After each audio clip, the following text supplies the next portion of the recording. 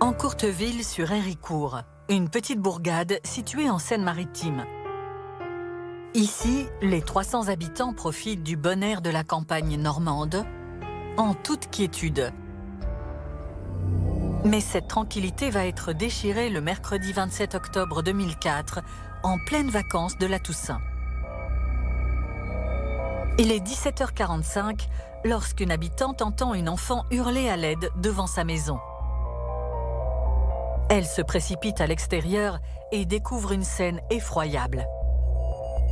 Sa petite voisine, Marion, 10 ans, est là devant elle, très grièvement blessée. Elle était touchée au poumon par une balle de fusil de chasse, une cartouche. Elle est ensanglantée et en plus dans un état de panique effroyable. La voisine comprend immédiatement qu'il s'est passé quelque chose d'absolument terrifiant. Marion dit tout le monde a été tué dans la maison. Elle l'a répété, tout le monde a été tué dans la maison. Elle a dit que c'était son frère aîné, Pierre, 13 ans, qui était l'auteur du massacre. C'est la seule qui a survécu.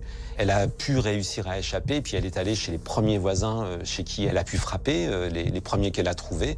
La voisine, qui connaissait bien évidemment la famille, réagit immédiatement et appelle et les secours et les gendarmes.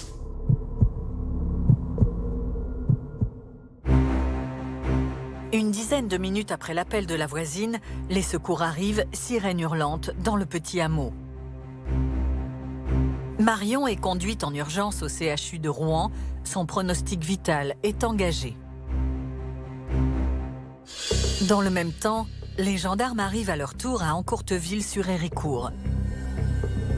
Tout le dispositif se met en place et la section de recherche dirigée par le colonel Poirier-Coutancé, évidemment, arrive sur les lieux. Mes fonctions à l'époque, pour les décrire de manière extrêmement simple, j'étais le chef des gendarmes du département de la Seine-Maritime. C'est le début de l'enquête de ce fait divers hors norme, quoi. Hors norme. C'est glaçant, d'ailleurs. Dès leur arrivée, les gendarmes se rendent immédiatement au domicile de la famille de Marion afin de vérifier si les propos très inquiétants de l'enfant sont bien vrais. Son frère, Pierre, âgé de 13 ans, a-t-il vraiment exécuté toute sa famille? À peine la porte d'entrée de la maison poussée, les gendarmes découvrent effectivement une scène de crime insoutenable. Lorsqu'ils arrivent dans la demeure, le spectacle est effroyable. Enfin, la scène est effroyable. Quand les gendarmes rentrent, ils découvrent, proche de l'entrée, le corps du père de Pierre sans vie. Ils retrouvent un peu plus loin, en bas de l'escalier, le corps du petit frère de Pierre, Louis, âgé de 4 ans. Et puis, en faisant le tour de la maison, au sein de la salle de bain, la mère de Pierre, tendue sur le ventre, et elle également décédée. 3 cadavres, mortellement tués au fusil de chasse. Il s'agit d'un fusil de chasse avec des cartouches au plomb qui ont été tirées à une distance très courte, donc générant des blessures mortelles.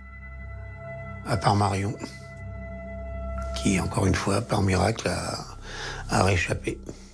C'est une scène de crime particulièrement dure et choquante pour les enquêteurs, en particulier avec ce jeune enfant de 4 ans, mort en bas de l'escalier. Ça donne toute la violence de la scène. Ce qui m'a tout à fait saisi quand je suis arrivé sur les lieux, et comme je crois tous les gendarmes qui ont pu intervenir dans ce cadre-là, c'est le côté tout à fait rangé, propre, bien tenu des lieux, la sérénité apparente de cette famille et le côté abominable de la scène de crime.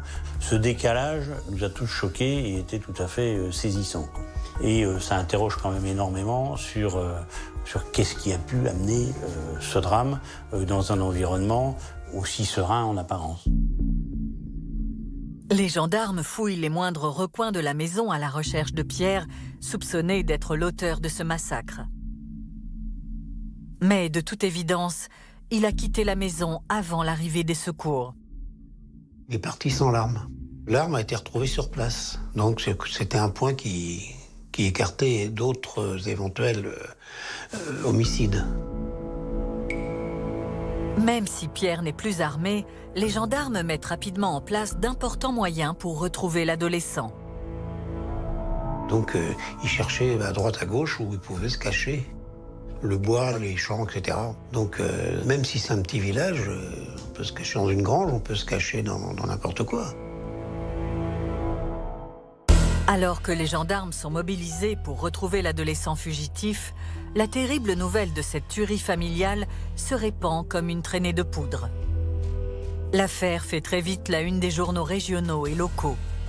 L'actualité en Normandie est bien sûr dominée par la folie meurtrière de cet adolescent de 14 ans qui a tué ses parents et son frère. Ça s'est passé en Seine-Maritime, en Courteville-sur-Héricourt, près d'Yvetot. En Courteville, où on retrouve tout de suite en direct Stéphane Gérin. Bonjour Stéphane, vous êtes sur les lieux du drame. Que se passe-t-il à l'heure actuelle ?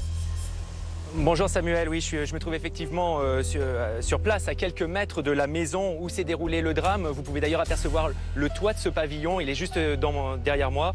Alors d'après nos dernières informations, les corps des victimes, c'est-à-dire du père, de la mère et du petit garçon, ont été évacués et l'on a pu observer une intense activité des gendarmes sur ce lieu du drame. Nolwenn Lejeune, journaliste à France Bleu Normandie, est l'une des premières à arriver sur place. Il y a donc un seul journaliste qui est là au moment où moi j'arrive, on est deux. Tous les journalistes de la presse locale commencent à arriver et on est au bout d'une allée et la maison est plus loin derrière des arbres, on ne la voit pas. Mais ce qu'on voit, c'est beaucoup de voitures de gendarmes qui passent, l'identification criminelle qui est arrivée sur les lieux. Les gendarmes, c'était des allées et venues, un balai de voitures de gendarmerie avec les gyrophares bleus qui tournaient, les sirènes, les secours, les pompiers. C'était l'effervescence. Bouleversé. De voir une famille anéantie comme ça par un enfant de 13 ans, enfin un adolescent de 13 ans, ça fait mal, quoi. Je me demande si c'est pas un cauchemar. Et c'était pas un cauchemar. C'était quelque chose d'épouvantable. Quand c'est un adulte, c'est dur, qui commet de tels actes, mais un enfant, c'est encore plus dur à supporter. Surtout de massacrer son père, sa mère, son frère et sa sœur. C'est un désastre, quoi. Un tel fait divers, ça dépasse l'entendement. Parce que là, on est dans l'horreur. Hein. L'horreur la plus absolue. À 19h30, 2 heures après la découverte de la tuerie, les gendarmes reçoivent un appel inespéré. Au bout du fil, ils entendent la voix fluette d'un jeune garçon. Et rapidement, il donne son identité. Il s'appelle Pierre. Les gendarmes n'en reviennent pas. Il s'agit de toute évidence de l'adolescent qu'ils recherchent et qui est soupçonné d'avoir exécuté sa famille. Mais les enquêteurs gardent secret leurs soupçons de peur d'affoler l'adolescent. Ils l'écoutent alors leur livrer au téléphone d'étonnants propos. Il a téléphoné à la gendarmerie. Et il a commencé à raconter qu'il ne comprenait pas, qu'il était rentré chez lui, qu'il avait vu les 2 voitures, celle de son père et celle de sa mère, mais que la porte était fermée, que personne ne lui répondait, que c'était bizarre. Il dit au secours, je peux plus rentrer chez moi, tout est fermé à clé, j'ai pas les clés et il se passe quelque chose de bizarre. Il dit qu'il a regardé par la porte vitrée, qu'il a vu du désordre et un corps étendu par terre. Il dit j'ai aperçu un corps par terre et j'ai cru reconnaître celui de mon père. À ce moment-là, il a décidé de partir et d'appeler au secours les gendarmes. Donc à ce moment-là, le centre des opérations de la gendarmerie a fait le lien entre les 2 affaires. Les gendarmes ont tout de suite compris qui ils avaient au téléphone et l'ont gardé suffisamment longtemps pour pouvoir le localiser. Les gendarmes savaient, quand il a appelé, qui il était, ce qui s'était passé. Donc ils ont fait durer la conversation. Ils lui ont parlé longtemps, ils lui ont posé des questions. Ils ont entretenu une conversation d'environ une quinzaine de minutes avec Pierre. Il a dit qu'il était dans une cabine téléphonique, donc c'était d'identifier le lieu précis de la cabine téléphonique et surtout de permettre aux gendarmes les plus proches de se déplacer sur les lieux pour pouvoir l'interpeller. Et il localise la cabine. Les gendarmes locaux se sont déplacés immédiatement à la cabine téléphonique. Et pendant que Pierre parlait, il y a 3 voitures de gendarmes qui sont arrivées et ils ont entouré la cabine et ils ont arrêté Pierre et ils sont tombés sur un enfant avec un visage d'ange et je crois qu'ils n'ont pas compris ce qui leur arrivait en fait. Ils avaient eu par leurs collègues des indications sur la scène du crime. C'était quelque chose d'atroce qui avait choqué beaucoup les gendarmes du coin. Et ils s'attendaient à tomber sur quelqu'un de totalement différent. Ils sont tombés sur un ange. Quand on fait le parallèle avec les faits, c'est tout à fait étonnant et décalé. C'est un enfant voilà, qui a l'air rayonnant, un bel enfant, si je puis dire. Je suis aussi père de famille, on voit ça de manière tout à fait surprenante, de dire, bon voilà, cet enfant qui a un peu l'âge des miens, voilà, c'est quand même tout à fait surprenant et on s'en souvient régulièrement et longtemps. Hein, donc, Les gendarmes, en fait, ils ont eu le sentiment qu'ils étaient en train d'arrêter leur fils. Que ça pouvait être leur fils. Et ils ne s'attendaient pas à ça. En fait, comme tout le monde, les gendarmes doivent avoir aussi des stéréotypes. C'est-à-dire que quand ils arrêtent un méchant, ils ont l'impression qu'il a une gueule de méchant. Et que même si c'est un adolescent, il a une sale gueule ou une tête d'assassin. Et là, ils ont arrêté un ange. Et Pierre s'est laissé interpeller par les gendarmes sans aucune difficulté. Il les suit à la brigade où il est immédiatement placé en garde à vue. Cet individu était serein. C'est-à-dire? Calme, posé, ne manifestant aucune angoisse. Aucune émotion? Froid.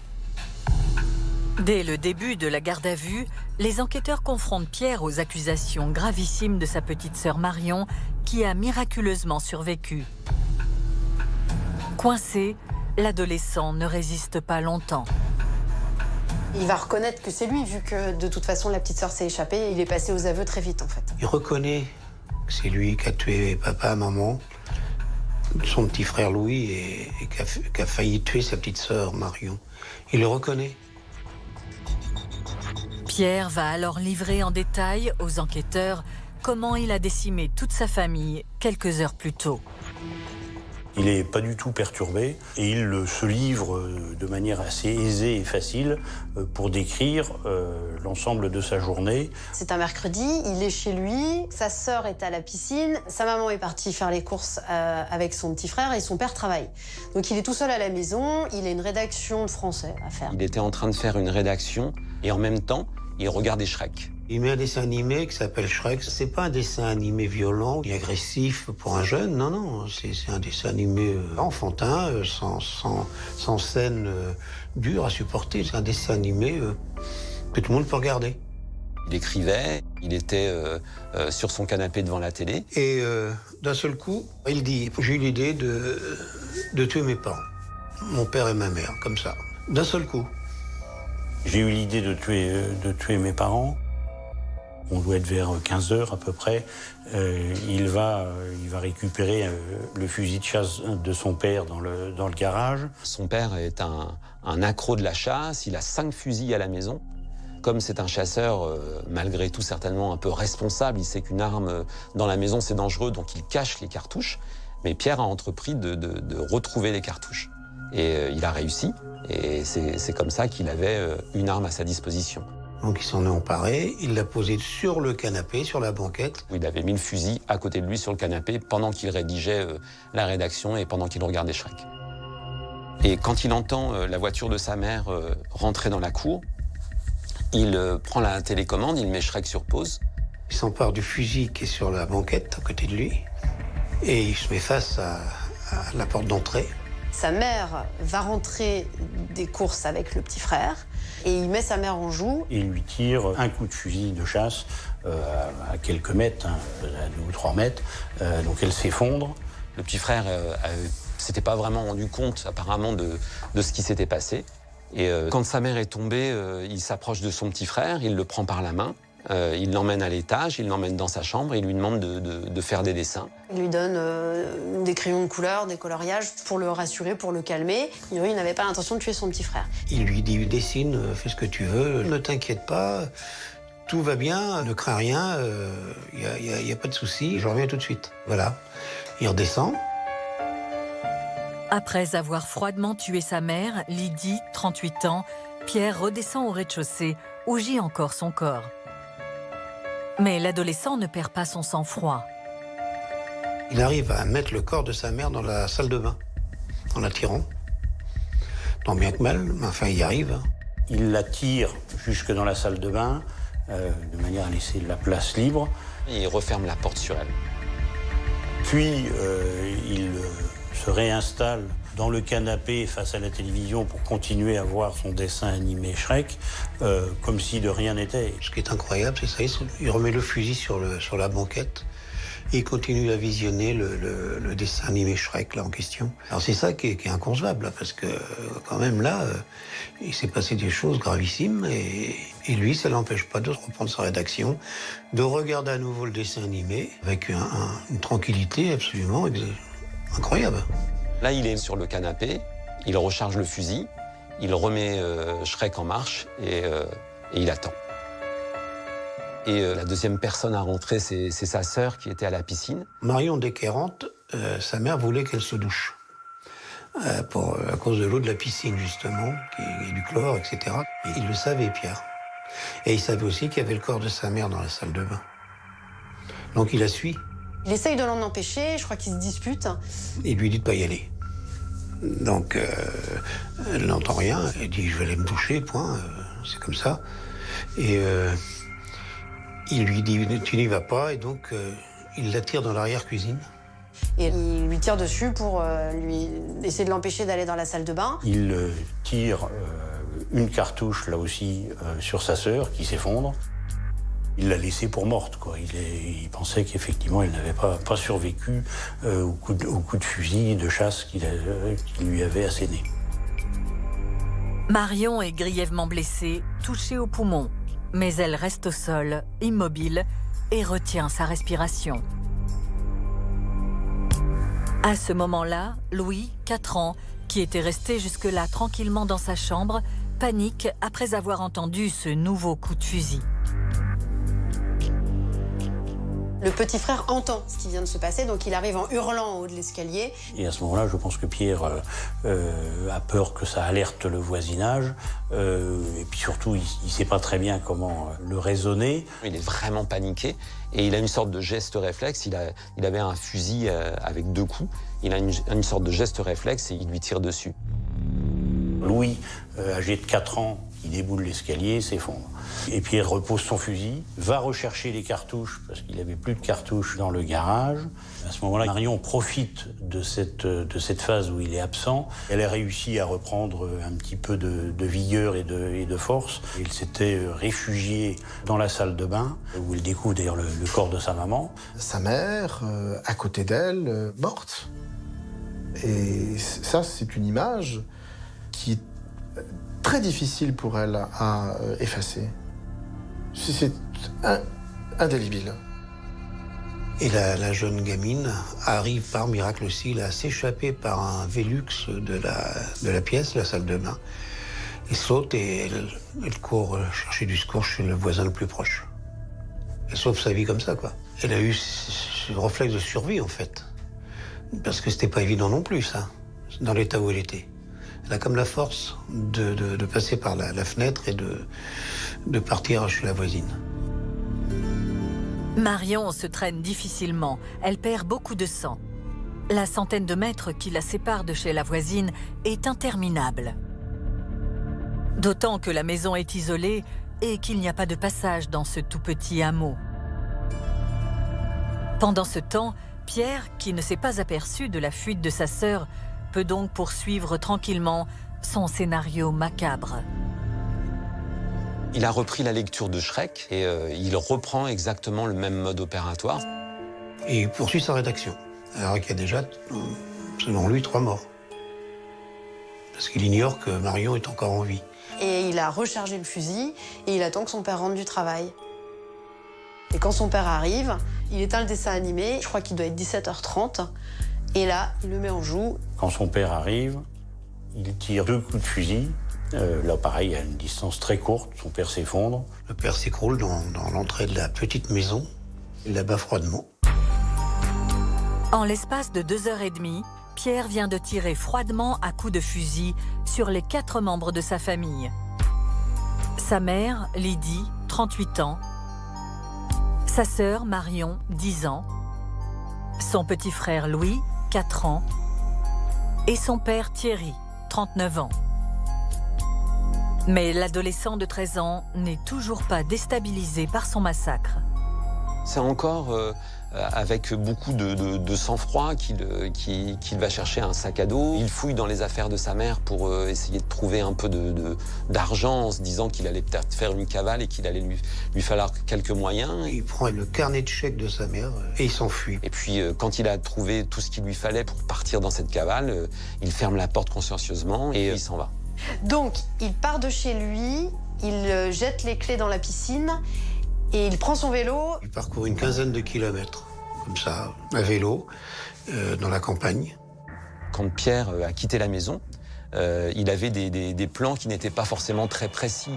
Et puis, au bout d'un moment, il a dû se demander ce qu'il allait faire. Il s'est dit qu'il n'allait pas pouvoir, comme ça, partir loin, faire du vélo longtemps. Et il aperçoit une cabine de téléphone. Là, il a l'idée d'appeler la gendarmerie. Là, il commence à perdre son sang-froid, je pense. Il s'est dit qu'il allait appeler les gendarmes pour leur dire qu'il s'était passé quelque chose de bizarre chez lui. Donc, c'est ce qu'il a fait. Il a téléphoné à la gendarmerie. Pierre pensait ainsi duper les gendarmes. Mais c'est grâce à cet appel téléphonique et au savoir-faire des enquêteurs qu'il a finalement pu être localisé et interpellé. En écoutant les aveux glaçants de l'adolescent, les gendarmes sont sidérés par le sang-froid meurtrier dont il a fait preuve, malgré son très jeune âge. Tirer comme ça de sang-froid, avec un fusil de chasse, c'est comme une arme assez lourde. C'est pas un pistolet. Il n'a pas tremblé, hein. Il n'a pas tremblé pour tirer. Il n'a pas raté sa cible. Or, je ne sais pas si vous avez essayé de tenir un fusil de chasse. C'est pas évident. Parce que la détonation, ça bouge. Vous avez le mouvement de recul du fusil. Lui, il n'a pas tremblé. Il a touché où il fallait, sans viser, à bout portant presque, enfin à 3 mètres.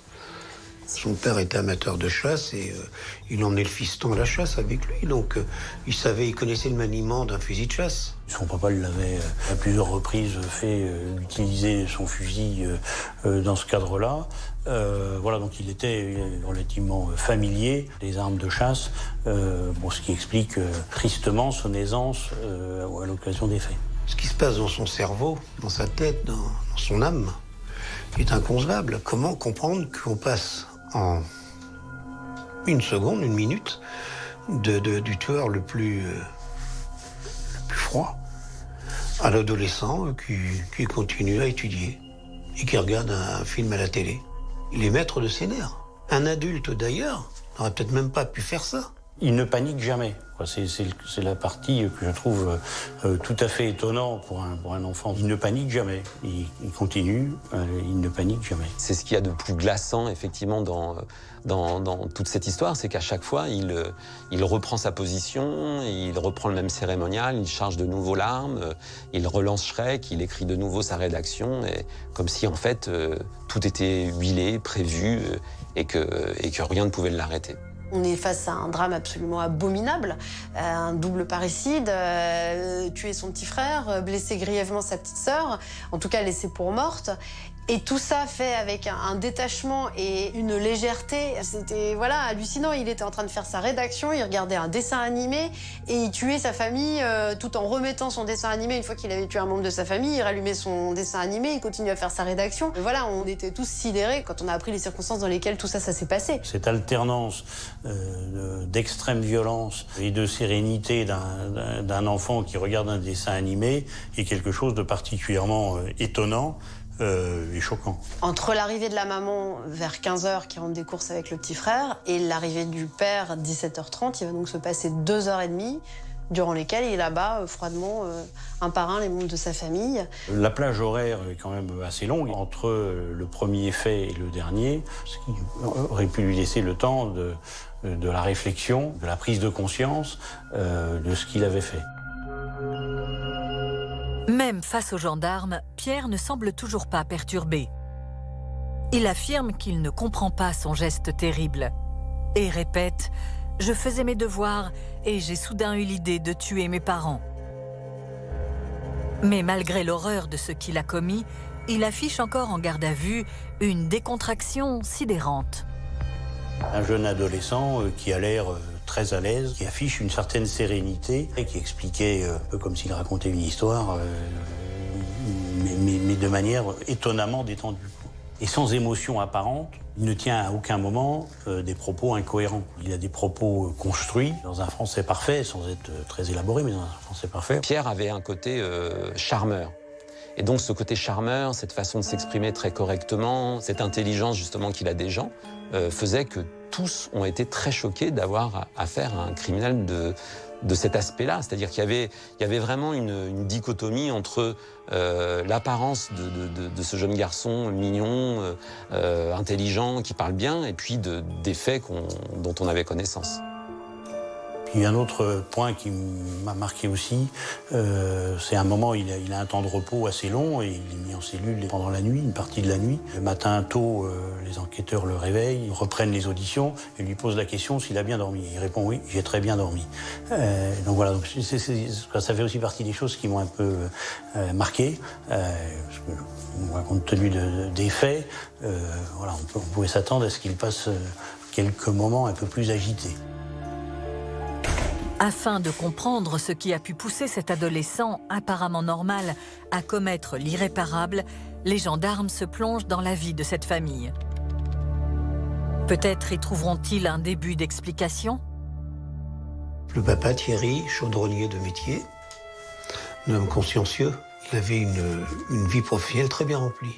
Il faut savoir qu'il partait très très tôt le matin au boulot, très très tôt, et il comptait pas ses heures. Le papa de Pierre travaillait dans une usine où il était chef d'équipe, quelqu'un de très posé et pondéré, quelqu'un de très apprécié de ses collègues de travail. Un père travailleur, rigoureux dans son travail, rigoureux dans l'éducation de ses enfants, soucieux de l'éducation et du bien-être de ses enfants. Et la maman, elle, s'occupait de la famille, à la maison, les repas, le linge, enfin ce que fait une maman, quoi, les mères au foyer.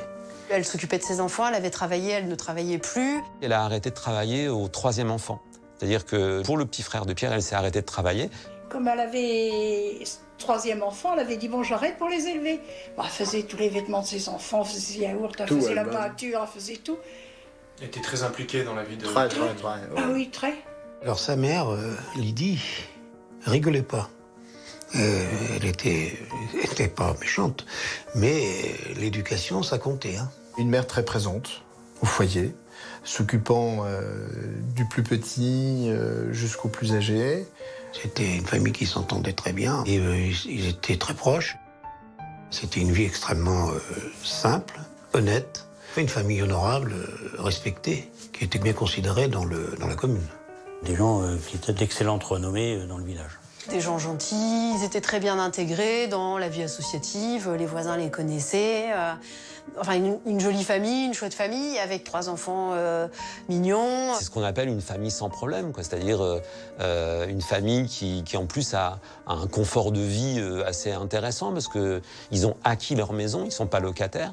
Donc ils ont chacun leur voiture. Ce sont des gens qui ont une vie confortable. C'est un drame qui est d'autant plus incompréhensible que c'est une famille qui était parfaitement respectable, avec des principes éducatifs.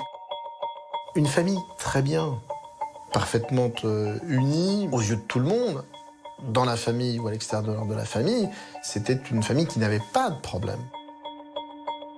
Pourquoi? Pourquoi un tel drame? Ça a été tellement soudain, ça a été tellement inexpliqué, ça a été tellement imperceptible. Il n'y avait aucun signe avant-coureur. Il n'y avait rien qui permettait de dire que ce drame allait arriver. Les gendarmes ne sont guère avancés. Rien dans la vie de cette famille ne leur permet de comprendre ce terrible drame. Ils fouillent alors la vie de Pierre afin de cerner la personnalité de cet adolescent devenu criminel. Pierre était élève en 3e, c'est un bon élève. C'est un garçon qui était brillant à l'école, d'une intelligence très vive. Il était très très très bon élève. À l'école, ça se passait très bien. Moi, j'ai rencontré un ancien professeur de mathématiques qui l'avait eu en 6e et qui était son professeur principal. Il le décrivait vraiment comme un garçon intelligent, facile, sans problème. Pierre, c'est un enfant doué, intelligent, très vif d'esprit, plein de répartie.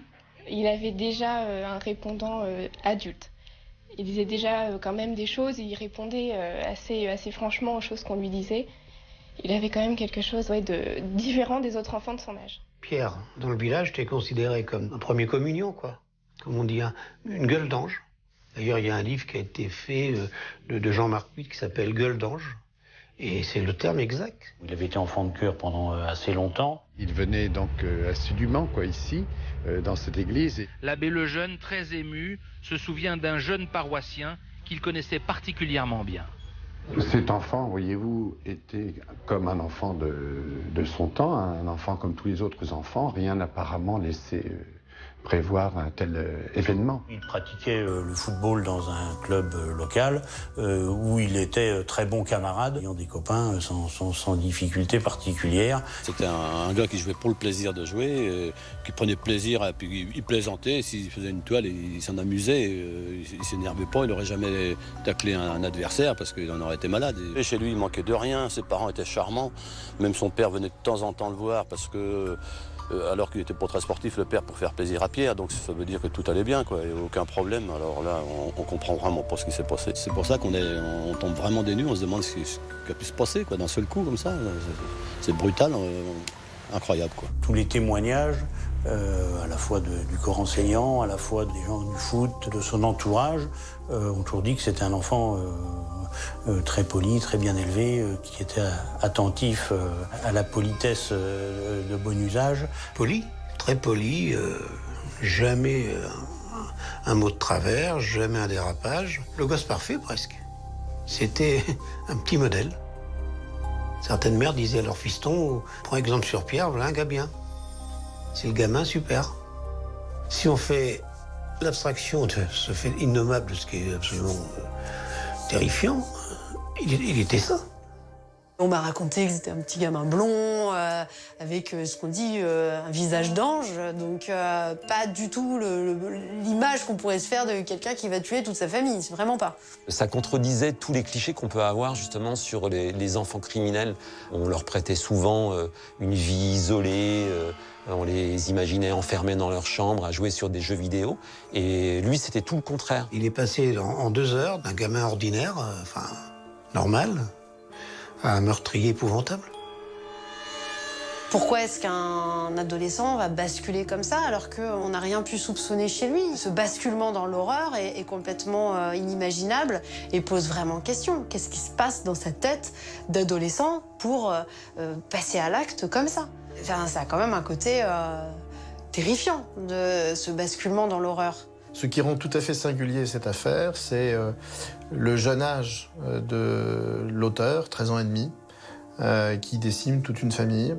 Comment une telle histoire ne peut pas interpeller? L'âge de l'auteur était jeune. Comment on peut en arriver à être un jeune criminel? Les enquêteurs n'ont rien trouvé dans la vie de Pierre qui puisse expliquer son passage à l'acte. D'autant que l'adolescent qu'ils ont face à eux a toute sa tête. Il ne semble pas sous l'emprise d'une bouffée délirante. Alors, en garde à vue, les enquêteurs le pressent de questions et l'interrogent encore et encore afin de comprendre comment il a pu ainsi donner la mort à toute sa famille. Et là, le mineur lâche un mobile ubuesque. La seule explication qu'il a fournie, qui est évidemment complètement bancale, c'est que sa mère voulait le priver de foot et de son magazine préféré de football. Et aussi qu'il recevait de sa part des brimades intolérables. Il avait le sentiment d'être puni par sa maman. Donc sa maman l'avait grondé parce qu'il n'avait pas fait son lit. Sa maman n'avait pas voulu lui acheter un magazine France Foot.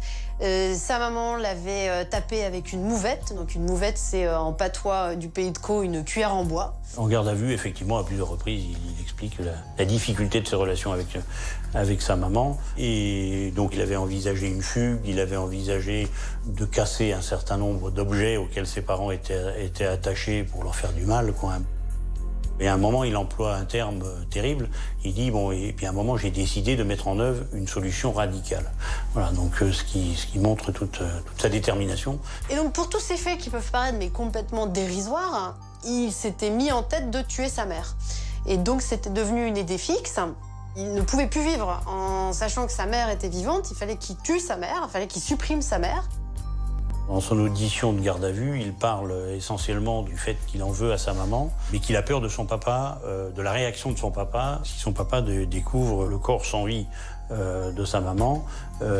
Donc voilà, une fois qu'il a décidé et surtout éliminer sa maman, il ne voit pas d'autre solution que d'éliminer son papa, parce que sinon il pense qu'il sera dans une situation compliquée.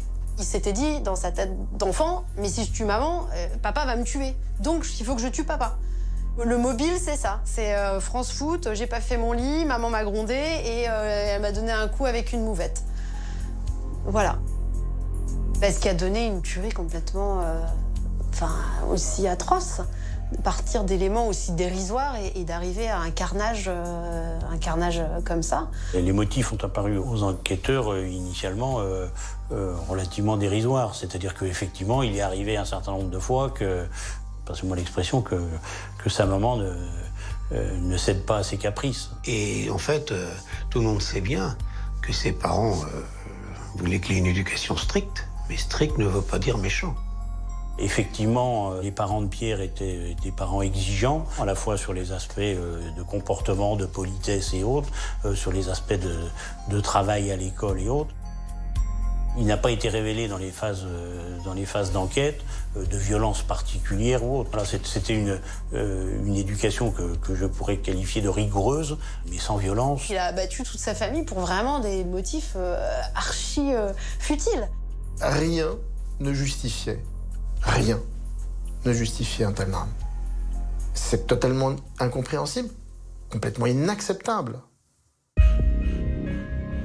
Les gendarmes sont sidérés par les aveux de Pierre, mais aussi par son attitude en garde à vue.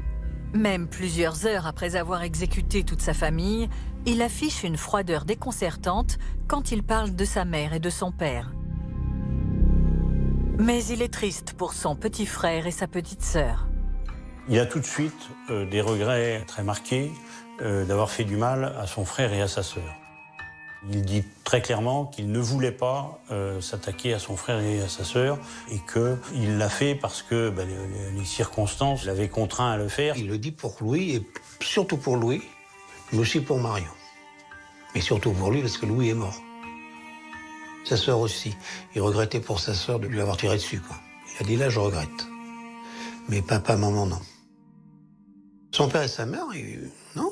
Il n'a jamais, et c'est ça qui l'a desservi quand même, il n'a jamais exprimé un seul regret.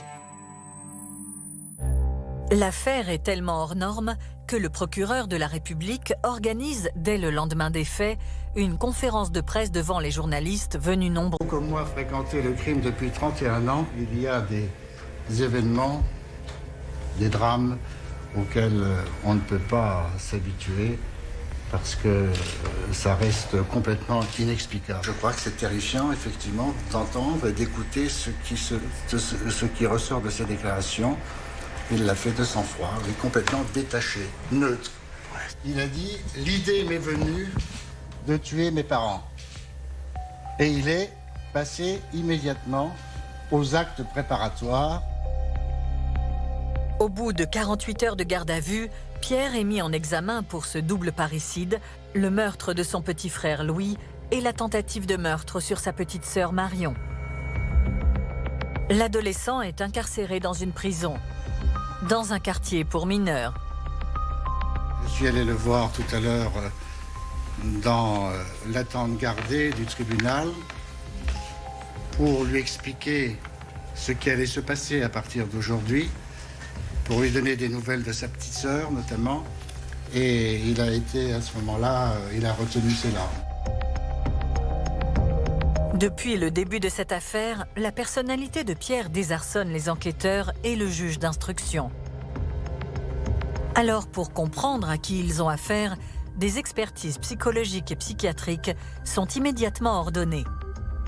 Le docteur Michel Guéda est expert psychiatre, spécialiste des enfants et des adolescents. Il n'a pas été mandaté dans cette affaire, mais à notre demande, il a travaillé sur le dossier. Il peut ainsi nous éclairer sur la personnalité de l'adolescent. C'est un garçon qui présente une estime de soi très importante. Enfin, c'est bien d'avoir une estime de soi, mais celle-ci, elle apparaît quand même tout à fait disproportionnée. C'est-à-dire le fait de recevoir un coup de cuillère en bois de sa mère sans qu'il y ait véritablement une blessure quelconque, c'est vécu comme quelque chose d'absolument gravissime. C'est-à-dire une blessure à son honneur, à sa fierté tout à fait importante. Selon l'expert psychiatre, Pierre est un adolescent à l'ego surdimensionné, un trait de sa personnalité qui est encore très présent, même en détention, notamment dans le cadre de sa scolarité. En détention, la moyenne des jeunes détenus qui suivent des cours est assez faible, donc on donne des tâches relativement simples et on ne personnalise pas toujours comme il le faudrait d'emblée le niveau. Donc on lui a donné des travaux à faire de CM2 alors qu'il était en 3e antérieurement. Et il les a jetés avec mépris. Bon, ça donne un petit peu une idée de son fonctionnement mental. Il était toujours avec une certaine prétention par rapport à ses capacités, à sa suffisance. Pierre était quelqu'un qui était assez sûr de ses capacités, il savait qu'il était intelligent, il avait aussi pas mal de mépris pour sa famille, mais pas sa famille proche, pas sa famille monocellulaire, enfin pas le premier cercle, mais pour les gens qui l'entouraient, les oncles, les tantes, qui les trouvaient un peu bouseux, et ça lui déplaisait beaucoup.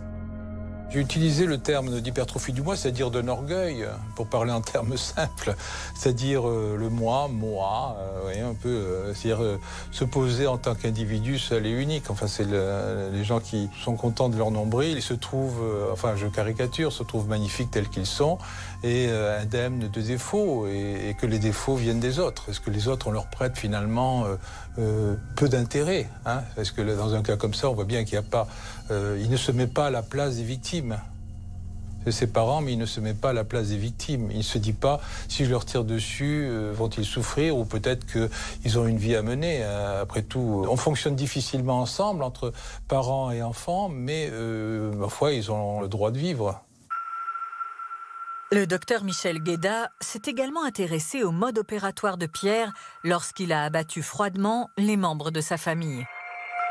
L'histoire du fait qu'entre deux coups de fusil, il regardait un film d'animation, Shrek, ça donne l'impression d'un cynisme particulièrement important. Vous vous rendez compte, entre deux coups de fusil où on tue ses parents et son frère et qu'on blesse gravement sa sœur, on rebranche le magnétoscope pour regarder la suite du film, ça fait quand même quelqu'un qui est particulièrement odieux. D'un autre côté, on pourrait se dire que ce contact avec l'imaginaire à travers ces histoires de Shrek est indispensable pour qu'il poursuive son activité meurtrière qui a duré un certain temps. Ce support imaginaire était indispensable pour qu'il ne reprenne pas contact avec le réel entre deux coups de fusil. Parce que s'il était resté sans stimulation extérieure, il est possible qu'il ait réfléchi entre les coups de fusil à ce qu'il était en train de faire et que ça aurait empêché qu'il poursuive son activité criminelle. Dans les films d'animation, l'imaginaire se confond avec le réel et c'est ça qui plaît. Mais dans ce cas-là, c'est assorti d'une réalité criminelle. À la fin de leur rapport, les experts psychiatres et psychologues qui ont examiné Pierre doivent considérer si l'adolescent est responsable ou pas de ses actes criminels. Il a énoncé des situations de maltraitance qui paraissent tout à fait insignifiantes par rapport à ce qu'il a fait. C'est-à-dire le fait que sa mère lui ait donné quelques coups de cuillère en bois sur la tête, ça ne semble pas justifier l'extinction de la famille. Alors chez l'adulte, on dirait qu'il présente une personnalité sensitive, c'est-à-dire sensitive, c'est parfois un euphémisme qu'on utilise pour désigner les personnalités paranoïaques. On retrouve chez lui, c'est-à-dire l'idée d'une certaine persécution, très susceptible, se sentent attaqués pour pas grand-chose, donc ils ont un contact qui tourne facilement au vinaigre quand on est dans leur proximité. L'utilisation de caractères sensitifs ou de traits sensitifs de la personnalité représente une particularité de caractère qui ne constitue pas en soi-même une pathologie mentale. Il n'y a pas d'abolition du discernement dans ce cas. Il n'a pas été déresponsabilisé sur le plan psychiatrique parce qu'il avait aussi quand même une adaptation à la vie quotidienne qui, dans d'autres circonstances, était tout à fait positive et qu'il n'était pas en rupture de camarades ni en rupture d'école. 3 experts Psychologues, psychiatres ont dû l'examiner et aucun n'a trouvé qu'il avait un trouble du discernement ou une abolition partielle, c'est-à-dire éphémère du discernement au moment des faits. Il n'y a pas d'aliénation, il n'y a pas de folie, il n'y a pas de dépression, il n'y a pas de maladie mentale. Non, il est en pleine possession de ses facultés. C'est la conscience de commettre quelque chose de punissable, quelque chose de mal. Et là, cette conscience, en l'espèce, elle était bien présente. Et c'est pour ça que sa culpabilité a été retenue. Il n'y avait rien dans les rapports d'experts qui pouvait le dédouaner en quoi que ce soit. Moi, ce qui m'a intéressé dans cette personnalité, c'est justement que ça me permettait d'évoquer une thèse qui est qu'on est tous des criminels potentiels. On est très nombreux à avoir déjà eu envie de tuer quelqu'un, mais on a tous, ou presque tous, des verrous qui fonctionnent très très bien, qui sont construits depuis notre enfance et tout ça. Et je pense que dans certains cas, les verrous dysfonctionnent. Et Pierre, il m'a vraiment donné ce sentiment-là. C'est-à-dire c'est quelqu'un, comme vous le décrivez, qui est un bon élève, un sportif, pas un sociopathe, quelqu'un qui, au contraire, va vers les autres. Mais il a un problème et au lieu de le résoudre comme la majorité des gens le résoudraient, lui, il va tout de suite aux extrêmes et il n'a pas le verrou qui l'empêche d'agir de cette façon-là. Dans leurs conclusions, les experts psychiatres et psychologues sont formels. Pierre est responsable de ses actes. Il avait parfaitement conscience de ce qu'il faisait au moment où il l'a fait, que par conséquent, il était responsable et qu'il devait rendre des comptes à la justice sur ses crimes. Le mineur peut donc être jugé. À la fin de l'instruction, Pierre est poursuivi pour assassinat et non pour meurtre. La peine encourue est donc beaucoup plus lourde car il avait tout prémédité. On ne peut pas parler d'assassinat parce que il a le fusil qui est là, les cartouches sont là. Tout est préparé. Donc il connaît les heures d'arrivée du père, de la mère, de la sœur. Et il a attendu que chacun rentre tour à tour pour commettre ce terrible assassinat. Il y avait quelque chose de très très préparé dans la tête de cet adolescent, c'est-à-dire que tout était huilé. C'est-à-dire qu'il avait vraiment anticipé les choses, il avait préparé les cartouches, il avait préparé le fusil et qu'il y avait une grande détermination dans ce qu'il a fait. Le procès de Pierre s'est ouvert le 24 novembre 2005 devant le tribunal pour enfants de Rouen. Il se déroule à huis clos en raison de sa minorité au moment des faits. Nous sommes un peu plus d'1 an après la tuerie. L'adolescent a désormais 15 ans. Et pour lui, l'enjeu est de taille. Il risque une lourde condamnation. Quand Pierre arrive à l'audience aujourd'hui, c'est pour entendre les 2 experts venus répéter, affiner ce qu'ils décrivaient dans leur rapport rendu en mai dernier. Non, Pierre n'est pas fou. Pierre a tué 3 des membres de sa famille, dont un mineur. Au procès, qu'est-ce que voulez-vous plaider? L'instant de folie, manque de chance, les experts disent le contraire. Les brimades, personne n'y croit. Et les maltraitances, il n'y en a pas. Tout plaide contre lui. Il n'est pas fou. Il y a préméditation. Et en plus, il s'attaque à son petit frère et sa petite sœur. En plus. Ce qui est quand même aggravant. Pour des faits de cette nature, la peine qui pouvait être encourue par un majeur, c'est la perpétuité. Il n'est pas possible d'être prononcée pour un mineur de cet âge-là au moment des faits. Et donc la peine maximale qui était encourue, c'était 20 ans. Compte tenu de ce qu'on appelle l'excuse de minorité. Le ministère public a estimé que le maximum devait être demandé au tribunal compte tenu de la gravité de ces 4 crimes. C'est très difficile, je suis bien d'accord avec vous, demander le maximum contre un mineur de 15 ans, c'est très difficile. Mais le ministère public doit faire son devoir. Lors de ce procès, il y a un témoignage très attendu.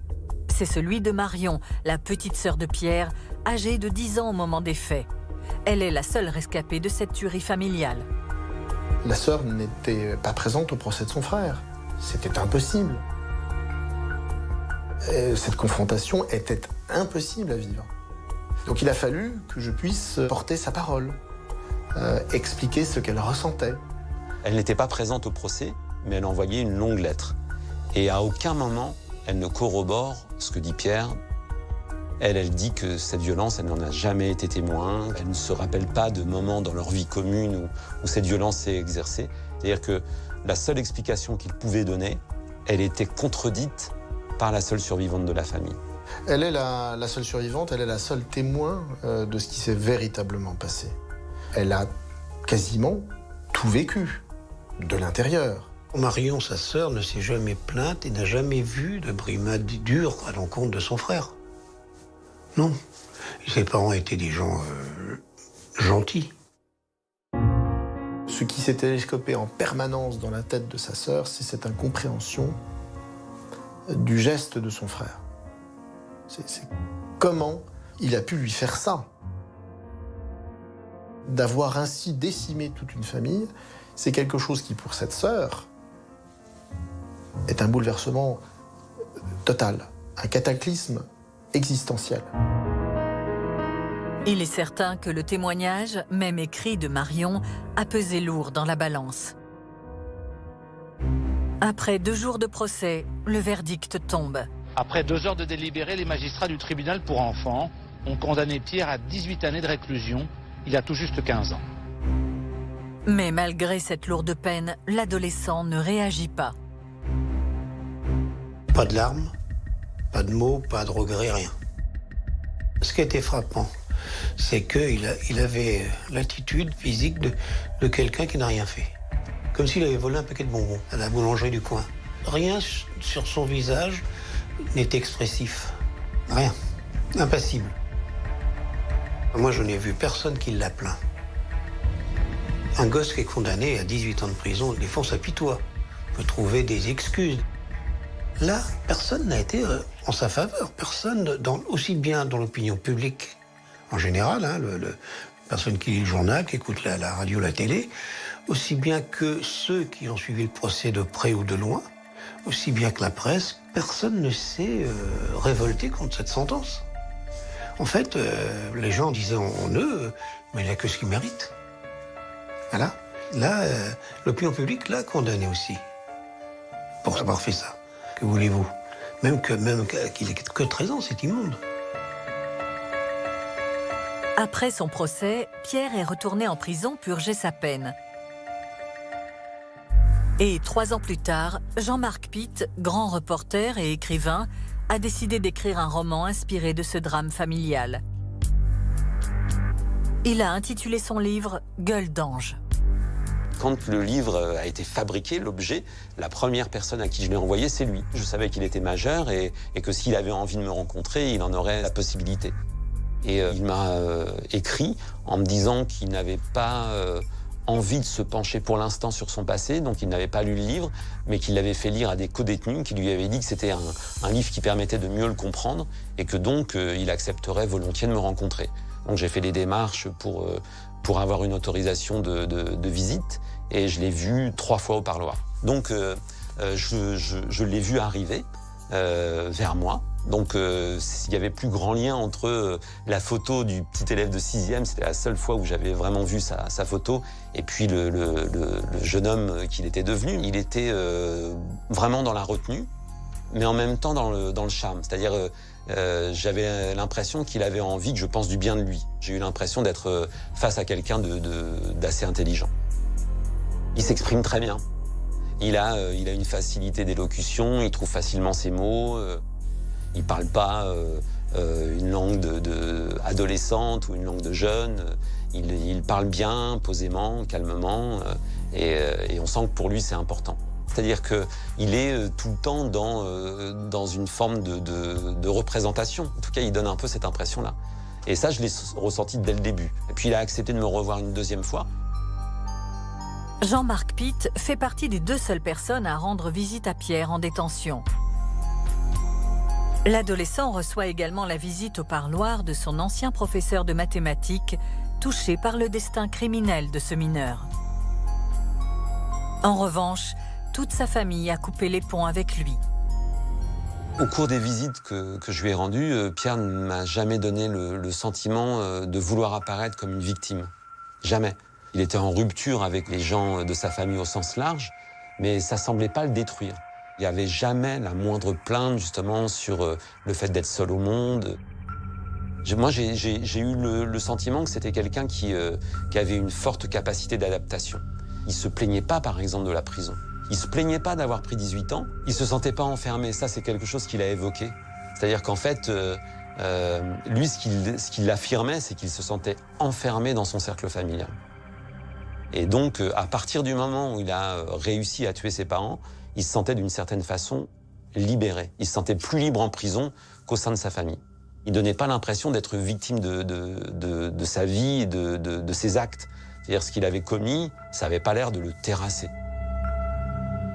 D'ailleurs, même plusieurs années après ce qu'il a commis, Pierre, qui est pourtant devenu un jeune adulte, n'exprime toujours aucun regret d'avoir assassiné ses parents. Il m'a très rapidement dit qu'il n'avait jamais regretté d'avoir tué ses parents.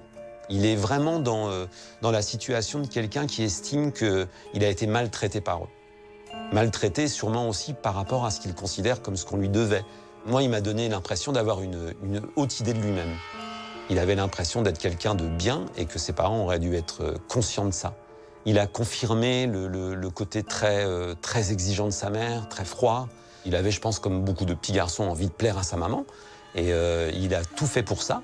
C'est-à-dire que les bons résultats scolaires, le fait d'être un garçon mignon, le fait d'être bon au foot, le fait de devenir enfant de cœur, tout ça faisait qu'il avait l'impression de faire ce qu'il fallait pour que sa mère soit satisfaite de lui. Et elle semblait ne jamais être satisfaite. Et comme il se sentait plutôt déprécié par le regard de ses parents, bah, il en voulait beaucoup.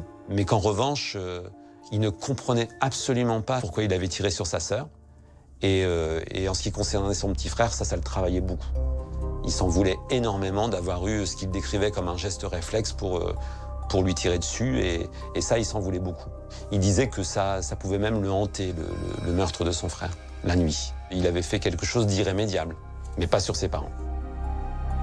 En détention, Pierre est redevenu l'élève brillant qu'il était avant de devenir un adolescent criminel. Il a passé son baccalauréat avec succès en prison.